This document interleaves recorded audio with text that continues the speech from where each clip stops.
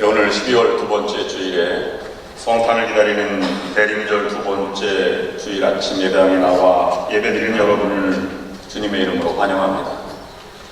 성탄의 은총과 축복이 그리고 사랑과 은혜가 성탄을 기다리는 여러분과 여러분 가정 또 하는 모든 일 우리 교회에 충만하기를 주님의 이름으로 축원합니다. 연말이 되면 노벨시상, 노벨상을 비롯해서 각종 단체와 또는 연예 대상, 스포츠 등등의 시상을 하게 됩니다. 한국에는 특별히 1년 동안 얼마나 부부가 평등하게 살았는지 부부 평등상도 있습니다. 한 여성단체에서 가장 모범적인 남성을 뽑아서 시상하기로 하고 그 상 이름을 미스터 남성 이렇게 정해서 대상자를 모집하기로 했습니다. 많은 사람이 응모를 했고 또 주변에서 추천을 해서 많은 그러한 응모자가 있었습니다. 그 중에 눈에 확 들어오는 한 편지가 있었습니다. 편지는 이렇습니다. 저는 노름을 전혀 하지 않습니다. 술, 담배를 하지 않으며 남의 여인을 탐하지도 않습니다. 여성을 구타하는 일은 전혀 없습니다. 매일 규칙적인 생활을 하며 제 시간에 일어나 제 시간에 잠을 잡니다.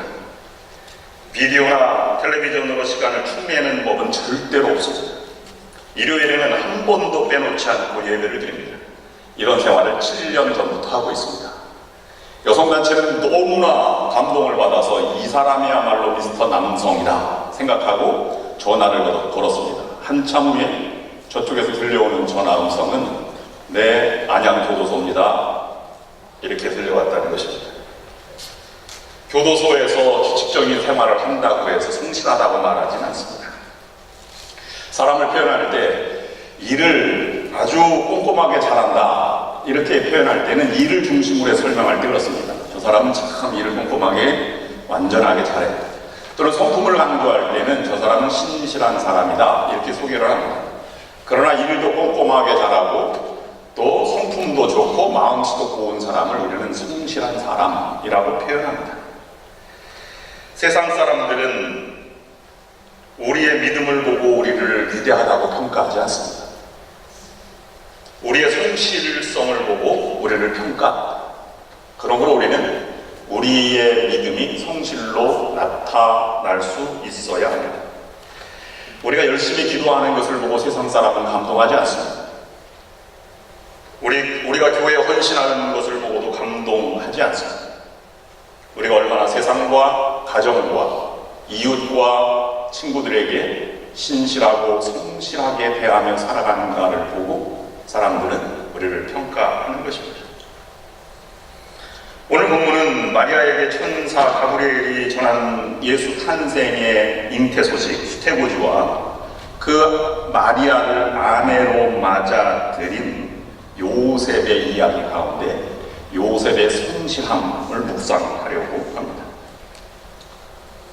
요셉은 먼저 마리아를 믿었고 하나님을 믿었고 주의 사자가 전한 천사의 말을 믿었다고 성경은 기록하고 있습니다. 오래전부터 말씀을 대했고 예배를 드려왔으며 마리아를 만났고 사랑을 느꼈고 그리고 신뢰가 전제된 관계들을 말씀하고 있는 것입니다. 그런 믿음이 흔들리지 않았습니다. 그런데 오늘 본문 말씀은 좀 충격적인 말로 다가옵니다. 내 아내 될 마리아가 잉태되었다 하는 그런 소식입니다. 그것을 어떻게 받아들이냐에 따라서 믿음의 크기와 삶의 성실성은 나누어지게 된 것입니다.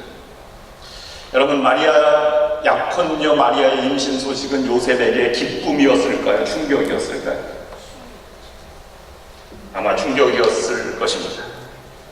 어떻게 이 일을 처리해야 할까 먼저 되었을 것입니다. 그러나 그런 어려울 때 믿음이 작용하기 시작하고 성실로 나타낼 수 있어야 합니다. 마태복음 1장 23절 말씀에 이렇게 기록하고 있습니다. 보라, 처녀가 잉태의 아들을 낳을 것이요 그의 이름을 임마누엘이라 하리라 하셨으니 이를 번역한 즉 하나님이 우리와 함께 계시다. 뜻밖의 소식인데요. 이 말씀은 먼저 요셉에게 준 말씀이 결코 아닙니다. 구약 성경을 인용한 말씀인데 이사야서 7장에 나오는 말씀입니다.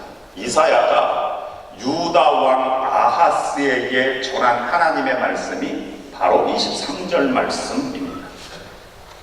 그 배경은 이렇습니다. 그때 이스라엘 주변의 강대국인 아람 왕이 북쪽 유다와는 적대관계에 있는 북쪽 이스라엘과 동맹을 맺어서 유다의 예루살렘을 쳤는데 유다가 가까스로 그 동맹군을 물리치게 됩니다. 이에 다시 아람이 이제는 이스라엘과 동맹하지 않고 그 주변의 에브라임과 동맹을 맺어서 다시 유다를 치려고 선전포고를 하였습니다. 이때 아하스는 한 번 가까스로 물리쳤지만 또다시 침범해 온다고 하는 것 때문에 두려움에 휩싸이게 되었습니다. 어떻게 할까? 그리고 그 강대국의 군사들을 보고 정보력을 가진 다음에 절망과 공포에 빠졌을 때 이사야가 하는 말입니다. 그렇다면 아하스는 하나님 앞에 무릎을 꿇고 기도했어야 함에도 불구하고 이사야가 전한 말씀을 듣고 아하스는 하나님께 나아가지 않고 그 당시에 가장 아람보다 더 강대국인 아수르에 가서 도움을 요청하게 됩니다. 하나님께서 북쪽 아람을 칠 것을 이사야를 통해서 말씀을 해 주셨습니다. 그러나 그 말을 듣지 않았습니다. 아하스가 이 말을 믿지 못하자 하나님은 징조를 구하라 이렇게 말합니다. 그런데 아하스는 이사야서 7장 12절 말씀에 이렇게 말씀하고 있습니다.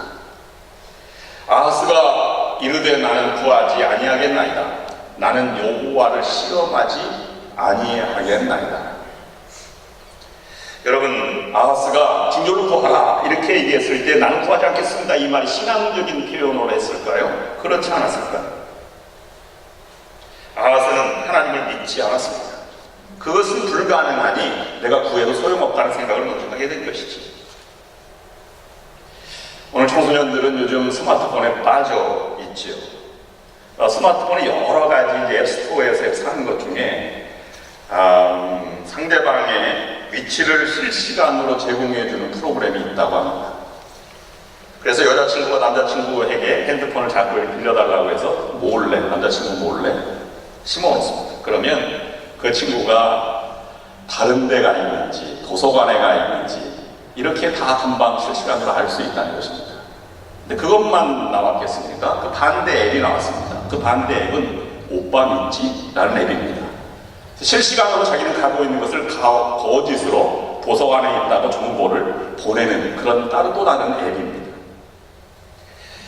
여러분, 이렇게 프로그램을 서로 심어놓는다면 그 커플은 아주 사랑이 깃들고 서로 신뢰하는 아름다운 커플일까요? 서로 의심하는 커플일까요?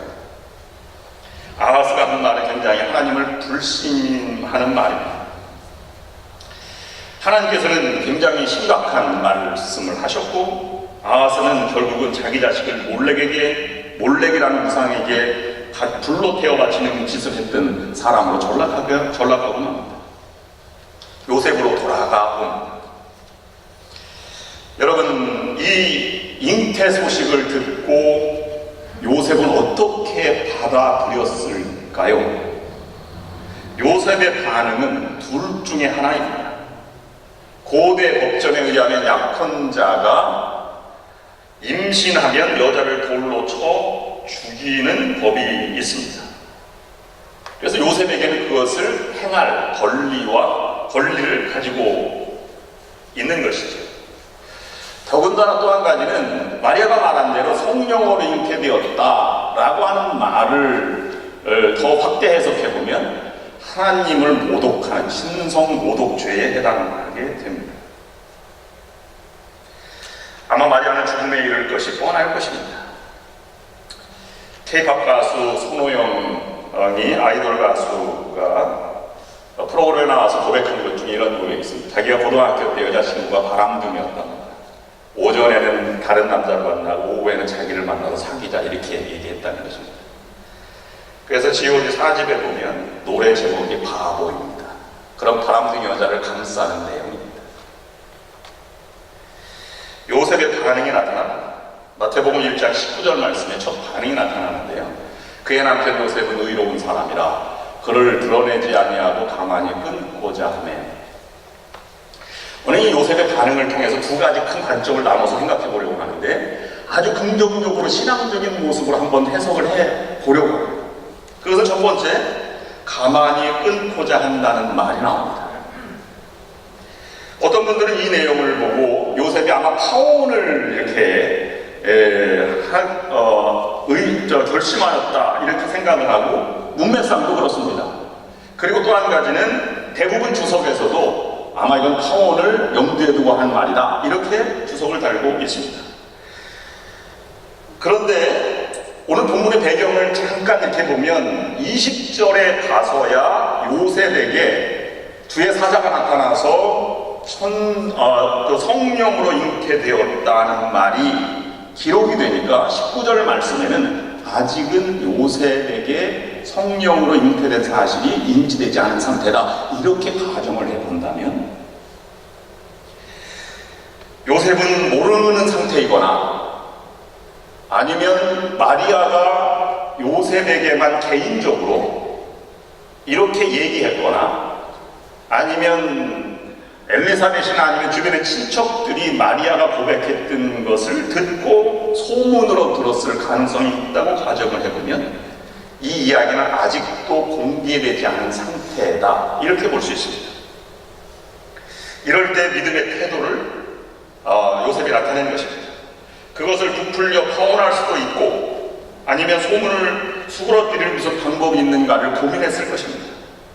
이럴 때 요셉에게 믿음이 필요했을 것입니다.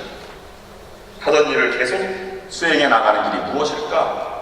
어떻게 하면 결혼을 유지할까? 이렇게 생각을 했을 가능성도 있습니다. 그 당시에 이 베들레헴이라고 하는 지역은 아주 작은 지역입니다.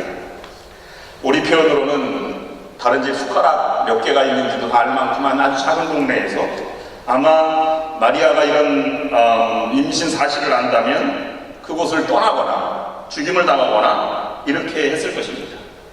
그런데 파혼을 염두에 두었다면 19절 말씀, 이를 드러내지 않고라고 하는 요셉의 말이 설득력이 없습니다. 모순이 된다고 할 것이죠. 그래서 가만히 끊고자, 이를 드러내지 않고 가만히 끊고자 하여 라는 말에 끊고자 하여를 헬라어로 다시 읽으면 그것은 내보낸다는 뜻입니다. 그래서 누가복음에 보면 이 엘리사벳 집으로 마리아를 보내는 것으로 나오죠. 마태복음은 약간 상황이 다르지만, 그래서 요셉은 엘리사벳 집으로 데려다 보내고, 그리고 성령으로 잉태됐다는 사실을 고민했을 것입니다. 그리고 꿈에 나타나서 천사의 말을 듣고 주의 사자의 말을 듣고 이렇게 하는 과정으로 아마 해석을 할 수도 있었을 것입니다.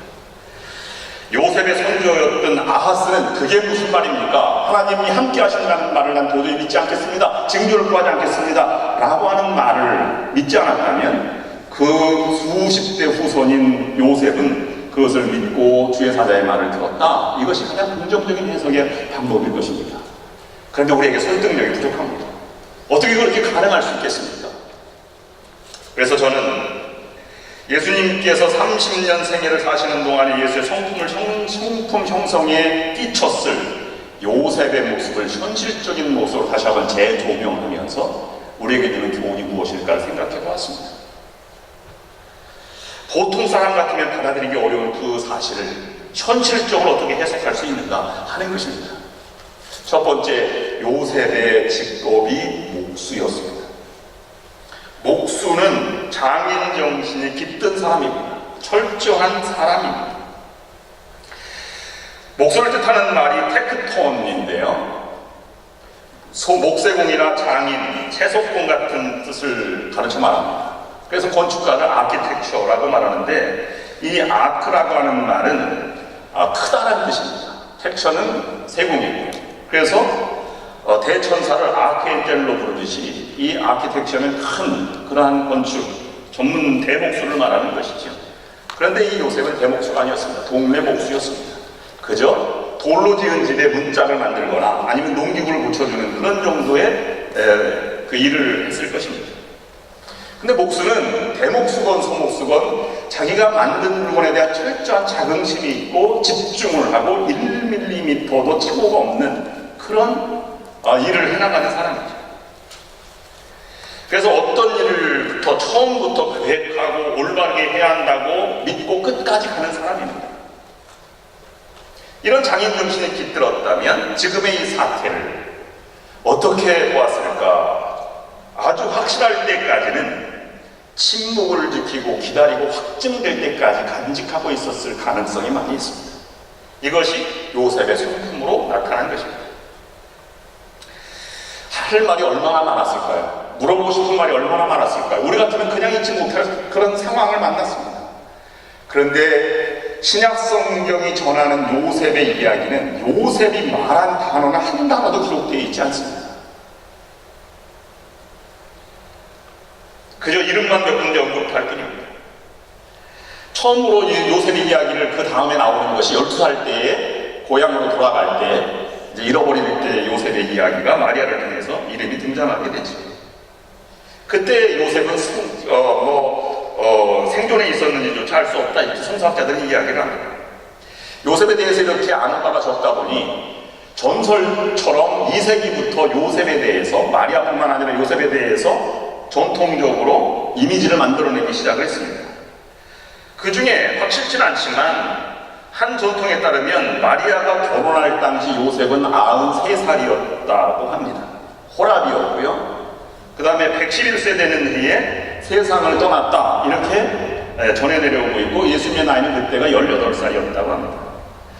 그 주장에 의하면 초대교회부터 마리아는 결혼하였지만 결혼하지는 못했고 노인을 수발드는 그런 여인으로 그렇게 된 것이고요. 그리고 혼인을 하지 못하고 평생으로 처녀로 살게 되었다는 말을 이렇게 전설처럼 내려오고 있습니다. 이 이야기가 사실대로라면 마태복음 13장 55절 56절에 요셉의 형제들 이야기와 누이의 이야기가 나오는데 그것을 그리스 정교회나 정교회나 아니면 카톨릭에서는 아마 친척이었을 것이다, 사촌간이었을 것이다 이렇게 확대 해석도 하고 있습니다. 여러분 성화를 보면 크게 요셉의 그림이 두 가지로 나누어지게 되는데요. 첫 번째 그림이 라파엘의 그림입니다. 이것을 보면 요셉이 거의 할아버지로 표현되어 있고 마리아는 소녀처럼 표현되어 있습니다. 그만큼 전통 천주교에서는 그렇게 노인으로 표현되고 있는 것입니다. 다른 그림은 다른 성화는 이 요셉이 아주 젊은 남자로 표현되어 있는데 이건 개신교 전통을 따라 한 것입니다. 여러분이 크리스마스 트리를 볼 때 요셉과 마리아가 있는 이렇게 홀리 패밀리 그 문방을 본다면 나이가 많은 요셉으로 장식되어 있다면 정교회나 카톨릭 전통이 깃든 것이고 그 다음에 아주 젊은 요셉이 그려져 있다면 개신교 전통이 그려져 있는 것입니다. 개신교에서는 보통 정년기, 결혼 정년기 15살 내외로 보기 때문입니다. 우리에게 주는 성실한 요셉의 모습은 확실할 때까지 묻고 또 묻는다. 장인 정신이 깃든 것으로 침묵을 기다리는 것이다 하는 것이 첫 번째입니다. 두 번째는 비난을 뒤로하고 살리는 길을 선택하였다는 것입니다. 성실함은 계속해 나가는 것입니다. 살리는 길을 계속해 나가는 것이죠. 분노와 미운 감정 그리고 믿을 수 없는 현실을 알면서도 마리아를 살리는 길을 선택했다고 하는 것입니다. 보통 유대 사회의 전 결혼식은 약혼을 합법적으로 전통적으로 한 다음에 1년 후에 결혼을 하는 풍습이 있었습니다. 근데 그 사이에 임신을 해서도 안 되는 것이었습니다.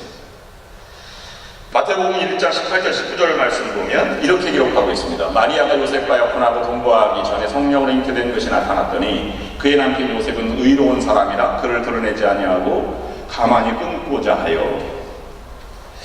먼저 믿을 수 없는 것은 동정녀, 처녀가 어떻게 임신을 할 수 있는가 라는 것을 도저히 받아들일 수 없는 현실이었습니다. 유일한 논리적 설명은 마리아가 정절을 지키지 않았다. 임신한 게 사실이니까 그것이 확실할 생각이 들 수도 있습니다. 다음으로는 그런 생각을 하니까 마음속에 분노와 또 마리아가 배신했던 미운 감정이 안 들 수가 없는 것이지. 아마 설명하려고 마리아가 다가올 때마다 분노의 감정을 표출을 했을 것입니다. 홧김에 가늠한 여인처럼 그냥 고소할까 생각했을 수도 있을 것입니다. 마음속에 마리아가 떠올랐습니다. 내가 떠오른 것이 아니라 그녀가 떠올랐던 것입니다.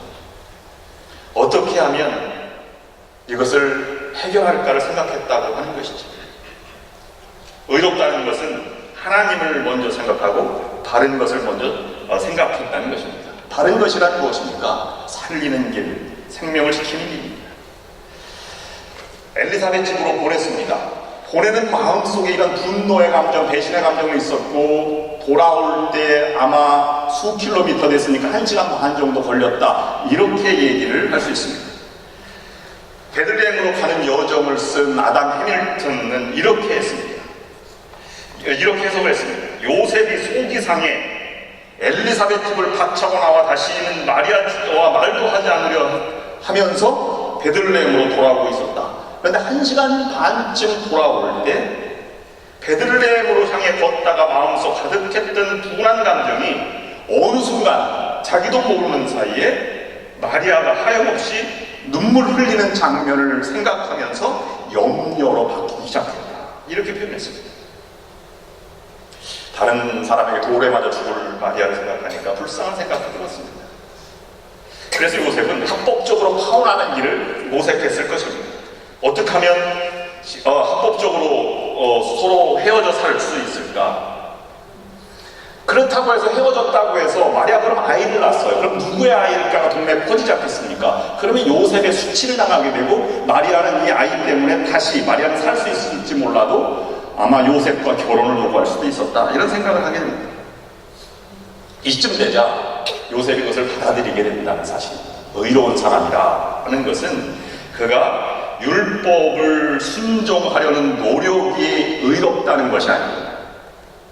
또는 정의를 추구했기 때문에 의롭다고 하는 것이 아니라 요셉이 가진 불쌍히 여기는 마음과 자비심 때문이었다, 이렇게 해석을 할 수 있는 것입니다.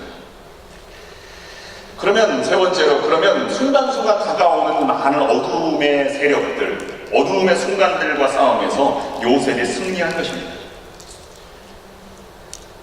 마리아의 임신 소식을 알게 된 요셉이 취한 행동을 취한 그날, 우리 그날에서 교훈을 얻을 수 있습니다. 요셉은 소식을 듣고 베들레헴으로 돌아가면서 아마 이렇게 생각할 수도 있었을 것입니다. 내가 가장 행복했어야 할 인생 최고의 날에 나는 인생 최악의 날을 맞이하고 있구나. 우리의 삶 역시도 그런 순간을 맞이할 때가 있습니다. 예상치도 못한, 원하지도 않았은 그런 지옥을 향해서 가는 것 같은 발걸음을 우리가 만날 때도 있다는 것입니다. 여러분, 살아가면서 내가 인생의 최악의 날이다, 이렇게 생각하면서 걸어가 본 적이 있습니다. 여러분의 희망과 꿈이 다 무너지고 이제는 더 이상 살아갈 수 없다고 느껴본 적이 얼마나 많이 있습니다. 바로 요셉이 그날 그와 같은 심정이었을 것입니다. 하지만 이 순간에 어두움의 그림자 같은 그곳에 요셉의 이야기를 다시 생각해야 할 것이 있습니다. 요셉이 생애 최악이라고 생각하는 그날 그 순간, 하나님은 천지 창조 이후로 가장 위대한 일을 이루기 위해 마리아의 몸속에서 일하고 계셨다는 사실입니다. 엄청난 일이 일어나기 직전이었지만 문제는 요셉이 그와 같은 하나님의 사역을 알지 못했다는 사실입니다. 나의 인생과 나의 삶 속에도 하나님은 언제나 고통과 낙심, 골칫거리를 취하시면서 그 일들을 통해서 엄청난 일을 이루어 가시는데 내가 모른다는 사실입니다. 시간이 지났을 때야 그것이 하나님의 역사였구나, 이렇게 고백하게 된다는 것입니다. 그래서 사도 바울은 모든 것이 합력해서 소원을 이루는 하나님의 역사를 그래서 고백하게 된 것입니다. 여러분 인생 최악의 날이라고 생각하는 순간에 오늘 본문 요셉을 생각할 수 있기를 원합니다. 하나님은 분명 아픔과 낙심, 절망과 골칫거리를 택하시어서 하나님의 원대한 계획을 이루시는 날을 행하고 말 것입니다. 요셉은 잠자리에 들었습니다. 천사가 나타나서 말했습니다. 마태복음 1장 20절 21절 말씀입니다. 내 안에 데려오기를 무서워하지 말라. 그가 자기 백성을 그의 죄에서 구원할 자이십니다. 마리아에게 달려가 꿈 얘기를 했을 것입니다. 그리고 결혼식 준비를 본격적으로 해나갔을 것입니다. 여러분, 그렇다면 우리에게 주는 교훈이 무엇일까요? 마지막 네 번째 교훈은 바로 이것입니다. 나를 바라보는 것이 아니고 마리아를 바라보고 동정의 마음과 불쌍한 마음, 연민의 마음을 가지고 이웃을 바라보는 순간 하나님 말씀이 자기에게로 다가온다는 것입니다. 하나님이 보인다는 사실입니다. 그래서 마태복음 1장 22절 23절 마지막 부분에는 이렇게 고백하고 있는 것입니다. 이 모든 일이 된 것은 주께서 선지자로 하신 말씀을 이루려 하시니 이르시되 보라 처녀가 잉태 아들을 낳을 것이요 그 이름을 임마누엘이라 하려 하셨으니 이를 번역한즉 하나님이 우리와 함께 계시다입니다. 지금까지 수백 번 수만 번 듣던 말이었을지도 모릅니다. 그런데 그것이 구약 성경에 그대로 들려오지 않았습니다. 하나님이 나와 함께 하시다니. 그러나 마리아를 보는 순간 하나님 나와 함께 하신다, 이 임마누엘의 하나님이 다가오고 있음을 다시 발견하게 된 것입니다. 지금도 함께 하십니다. 그 혼자가 아니라는 것을 깨달았습니다. 우리에게 주시는 말씀도 마찬가지입니다. 임마누엘 예언은 그리스도를 따라 사는 우리에게 똑같이 적용되는 말씀입니다.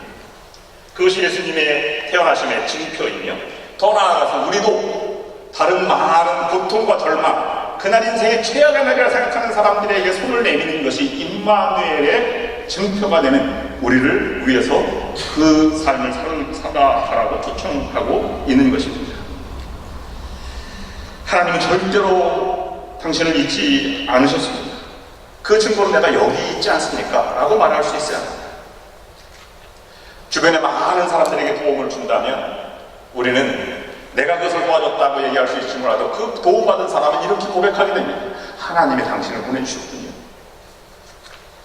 그리고 오늘 요셉에게 그 당시에 살아갔던 가장 중요한 사람은 헤롯입니다. 헤롯은요, 스룹바벨 성전을 다시 건축했는데 솔로몬 성전보다 훨씬 3배는 크게 지었고 화려하게 지었습니다. 근데도 헤롯 성전을 헤롯 성전이라고 말하지 않습니다. 왜냐하면 자기 권력용으로 지었기 때문입니다. 헤롯은 그 당시에 헤롯 유문이라고 하는 그 헤롯 형식의 피라미드를 지었는데요. 그것이 겨울 별장이 되기도 하고 나중에 무덤도 되었는데 이집트의 피라미드보다 15m가 더 큰 높은 그런 건물을 지었습니다. 역사적으로 길이 남기를 원했습니다. 그러나 요셉은 자기 이름을 하나도 드러내지 않고 자기의 주어진 일에 최선을 다하고 성실히 살아간 결과 예수 그리스도의 성품에 영향을 끼쳤다고 한 것입니다. 인생의 공생의 마지막 부분에 예수님은 이런 말씀들로 제자들을 가르쳤죠. 마태복음 6장 1절 말씀입니다. 사람에게 보이려고 그들 앞에서 너희 의의를 드러내지 않도록 주의하라. 그렇지 않으면 하늘에 계신 너희 아버지께 상을 받지 못합니다. 저들은 상을 이미 받았다 하는 것입니다. 아마 요셉에게서 본 그 성품을 그대로 얘기한 것일 수도 있을 것입니다. 마태복음 20장 26절 27절 마지막 부분에 이렇게 말하고 있습니다. 너희 중에 누구든지 으뜸이 되고자 하는 자는 너희의 종이 되어야 하리라. 우리의 삶 속에서 역사하시는 하나님의 사역은 눈에 보이지 않을 수 있습니다.